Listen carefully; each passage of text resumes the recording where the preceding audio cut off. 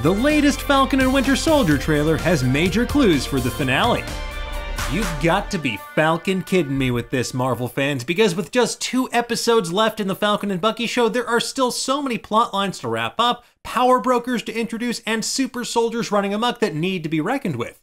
Thankfully, though, we now have some of our best clues yet about what we can expect from the Season 1 finale of the Falcon and the Winter Soldier. On Monday, Marvel released what they're calling the mid-season sneak peek trailer that recaps everything that's happened thus far in the series and gives a glimpse at what's to come in the final 2 episodes of Season 1 of the Falcon and the Winter Soldier. And if you look at it way too closely like we did, there are plenty of juicy details in there about what to expect after that brutal ending from Episode 4. However, in order to discuss this trailer in detail and what's to come, we do need to spoil the events that have happened in the Falcon and the Winter Soldier thus far. So if you're not caught up, or you truly believe that ignorance is bliss, now's your chance to make like Bucky and leap to safety.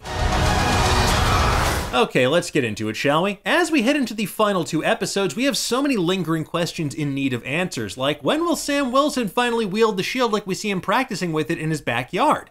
Will we learn more about Isaiah Bradley's past? What will happen with Zemo besides going to the Sokovian Memorial? And what's the aftermath of John Walker going from Captain America to Decaptain America in the horrifying final moments of the whole world is watching? Well, let's start with John Walker. It seems like he'll have his day in court based on the shots we see of him in an awfully nice looking building full of marble. And that building is where he asserts that he is in fact Captain America. I am Captain America. And if you look close, you can see what looks like a white strap over his right shoulder. Based on set photos that have been floating around the internet, it looks like a sling holding up his wounded shield arm. So how does Captain America, who almost definitely took the Power Broker Super Soldier Serum, get that wounded? Well, as we see in this trailer, he's gonna have a showdown with Sam and Bucky in a warehouse in the immediate aftermath of showing one of the Flag Smashers, Nico, why you should never meet your heroes. It's not how you get ahead in life. Well, it is from a certain perspective.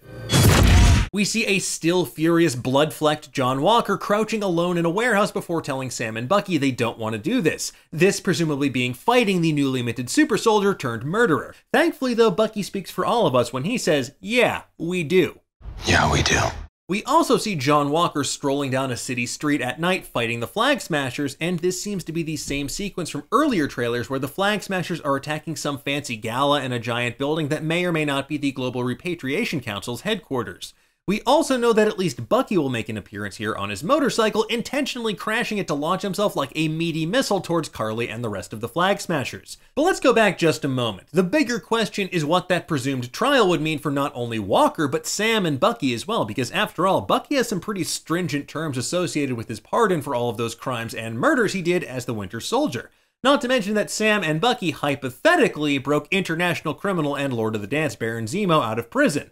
Perhaps this could be where that rumored Episode 5 mystery cameo comes into play. Maybe a nice reputable lawyer like Jennifer Walters, aka She-Hulk? But for more on that, only time will tell. We do have a video all about it, which I will link to in the description below if you want to learn more. As for the question of when Sam Wilson will become the Captain America that he so clearly is going to become, well, that will likely happen at long last, maybe even with a sweet new costume, sometime during Episode 6. This trailer and the series have really hammered home just how much Sam is struggling with the burden of legacy, the expectations of both his friend and mentor Steve Rogers and the world at large, and whether America would even accept him as Captain America.